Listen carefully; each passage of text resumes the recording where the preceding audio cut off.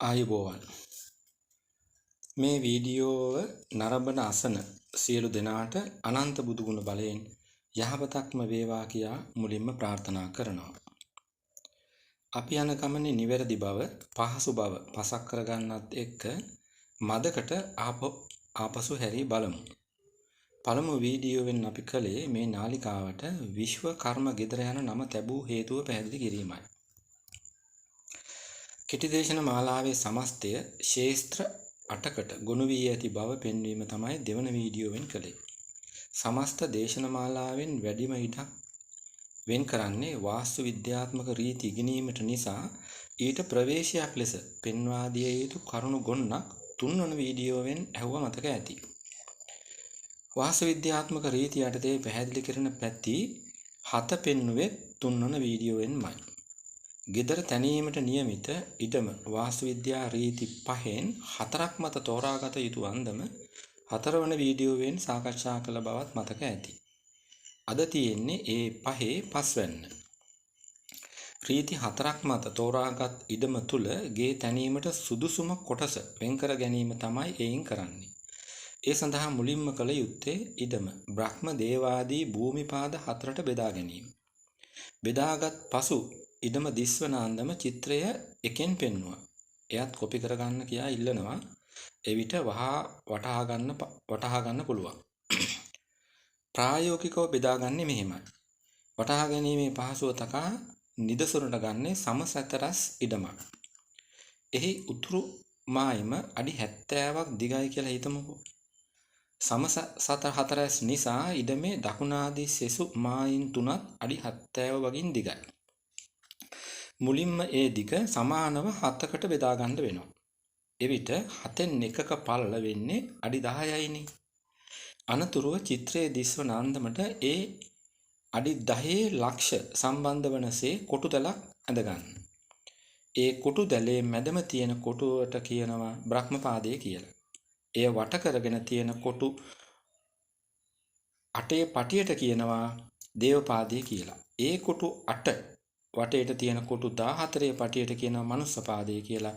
මනුස්සපාදයේ වට කරගෙන ඉඩම මායිමේම තියෙන පටියට කියනවා പ്രേතපාදය කියලා. ගේ යත්තිවාරම පිහිටවන්න ඕනේ ඒ 4න් දේව මනුස්ස කියන පාද දෙක ඇතුළත පමණයි. ඇයි එහෙම රීතියක් තියෙන්නේ කියන එක වැටහෙවි මෙතෙන් සිට එකිනෙක පාද විස්තර කරගෙන යන විට. පළමුවෙන් තමයි බ්‍රහ්මපාදය. හින්දුන්ට අනුව බ්‍රහ්ම කියන්නේ ශ්‍රේෂ්ඨත්වයට. ශ්‍රේෂ්ඨත්වයේ ඉහළම තැන ඉන්නේ බ්‍රහ්මයෝ. ඒ අනුව ඉඩමේ මැදම කොටස වන බ්‍රහ්මපාදය ඊටා උතුම් ලෙස සලකනවා. එනිසා සුදුසු වෙන්නේ බුදුමෙදුරක් වැනි ආගමික දෙයකට විතරයි. ලොකු ඉඩමක සම්පූර්ණ බ්‍රහ්මපාදයේ වැහෙනසේ ගෙයක් ඉදිකළොත් බොහෝ විනාශ සිදුවන බව වාස්තු විද්‍යාවේ සඳහන් වෙනවා. එම කොටස මනුෂ්‍ය වාසයට සුදුසු නොවීම තමයි හේතුව. ඉඩමක ගිනි කතිරේ වැටෙන්නේ බ්‍රහ්මපාදයේ තුලටනේ. යම් හේකින් ගෙයි හරි මැදත් ඒ ගිනි කතිරේ මැදටම වැටුනොත් එය ප්‍රධාන මර්මස්ථානයක් වෙනවා. බරපතල විපත්තිකර බවට තමයි මර්මස්ථාන කියන්නේ. ගෘහමූලිකයා හදිසියේ මිය යාම පවා ඊට ඇතුළත්. ගෙයි ගිනි කතිරය ගැන ඉදිරියේදී විස්තර කරනවා. නැවත මාතෘකාවට ගියොත් ගෙයි අත්තිවාරම දමා පරීක්ෂා කර බැලීමේදී යම් හේකින් නිවසේ මුළු තැන්ගේ හෝ වැසිකිළිය බ්‍රහ්මපාදයට වැටෙයි නම් එයත් වෙනස් කරගත යුතුය. මේ ස්ථානයේ ලිඳක් කැපුවොත් ලිඳ පාළු වන බවත්, සොහොන්කොත් භූම දාන ආදිය කළොත් භූමියම පාළු වන බවත් පැරණි පොත්වල සඳහන්. ඔය තමයි බ්‍රහ්මපාදය ගැන දත යුතු මූලික ටික. ඊළඟට දේවපාදය. උත්තම හා බැබලන ගතියෙන් බ්‍රහ්මයින්ට පමණක් දෙවෙනි වෙන සත්ව කොටස තමයි දෙවියෝ කියන්නේ. ඔවුන්ගේ නමින් වෙන වෙන දේවපාදය තමයි උසස් ආර්ථිකයක් ගෙන දෙමින් නිවසේ ශ්‍රියාව වඩවන තැන. දේවපාදයක තැනූ නිවසක ජීවත් වන අයට දියුණුව දිගින් දිගටම ළඟා වන බවත්, දුප්පත් වීමක් හෝ කරදර පැමිණීමක් සිදු නොවන බවත් වාස්තු විද්‍යාවේ සඳහන් වෙනවා. ඊළඟට තුන්වෙන පාදය. ඒ කියන්නේ මනුෂ්‍ය පාදය. මනුෂ්‍යත්වයේ නියෝජනය කරන මනුෂ්‍ය පාදය තමයි මනුෂ්‍ය වාසයට ඉතා යෝග්‍ය. අත්තිවාරම් සීමාව මේ පාදයේ අවසානයේ දක්වාම ගෙන යන්න පුළුවන්. නමුත් මනුෂ්‍ය දේව යන පාද දෙකම අත්තිවාරමට ඇතුළත් කරගන්න පුළුවන් නම් වඩා සුබ බව ඒ පාද දෙකට අදාළ විවරණයෙන් වැටහෙනවා. දේශනයට පෙර පෙන් වූ චිත්‍රය තුළ නිරිතේ කුඩා ඍජුකෝණාශ්‍රයෙන් පෙන්වන්නේ ගේක අත්තිවාරම එසේ ස්ථානගත කළ යුතු සුබම තැන. ඒ ඍජුකෝණාශ්‍රය පොඩ්ඩක් වමට හැරලයි ඇත්තේ. එහෙම හරවන්නේ කලින් දකී ගිනි කතරයට ගේ හසුවීමෙන් වළක්ව ගන්න. දැන් ඉඩම කෙළවරේම ඇති පාදේ. ඒ තමයි ප්‍රේත පාදේ. ඉඩම වටේට කෙළවරේම ඇති බිම් තීරුව තමයි මේ. ඉඩමේ අපිරිසිදුම කොටසත් ඒකයි. ප්‍රේත යන්නෙන් කියවෙන්නේ මියගිය ඉවත් කළ යුතු අයින් කළ යුතු යන අර්ථනේ. අන්න ඒ වගේ දේවල් තමයි ප්‍රේත පාදයට ඇතුළත් කළ යුත්තේ. ගෙදරක තියෙන ඒ වගේ දේවල් මොනවද? මල පහ යනු අංක 1 ඉවත් කළ යුතු දේනේ. ඒ නිසා මල පහ කරන්න යන තැන හෙවත් වැසිකිළිය වඩා සුබ ප්‍රේත පාදයට. එච්චරද? නෑ. බලු කූඩු වැනි සතුන් රඳවන තැනු සුබ ප්‍රේත පාදයට. ප්‍රේත පාදය ගැන කතා කළ යුතු තවත් පැත්තක් තියෙනවා. ඒ තමයි වාසස්ථානයේ වශයෙන් ප්‍රේත පාදය භාවිතා කරන අය. දේශනයට පෙර පෙන් වූ මූලාශ්‍රය 1 දායක කරගන්නේ ඒ වෙනුවෙන්මයි. මතු පිටින් පමණක් බටහිර දැනුම් භාවිතා කරන අයට යක්කු ප්‍රේතයෝ කියන්නේ ලොවේ නැති පිරිස්. නමුත් බුදු පියාණන් පවා දේශනා කරලා තියෙන ඕන් ගැන. මූලාශ්‍රය 1 කියන්නේ ත්‍රිපිටකයේ දීඝනිකායට අයත් අටුවා ආටානාටිය සූත්‍රයේ කොටසක්. කුද්දක නිකායේ එන තිරෝකුඩ සූත්‍රයෙන් ප්‍රේතයෝ ගැන සඳහන් වෙනවා. ලෝට අයත් 31 තලයෙන් එකක් වන ප්‍රේත ලෝකය මිනිස්සු ඇසුරේමයි තියෙන්නේ.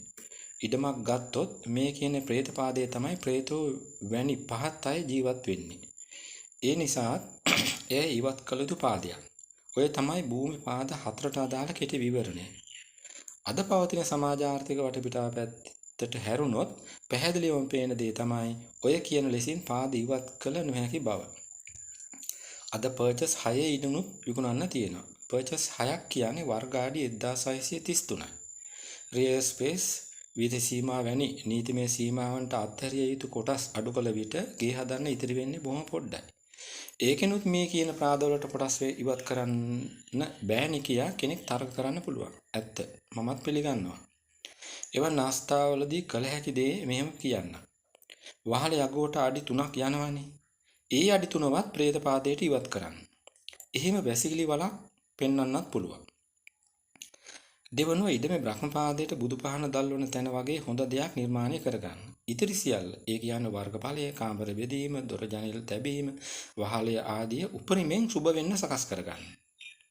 ඒ සියල්ල වාස්තු විද්‍යානුකූලව උපරිමයෙන් සුබ කරගන්න පුළුවන් බව මම අත්දැකලා තියෙනවා.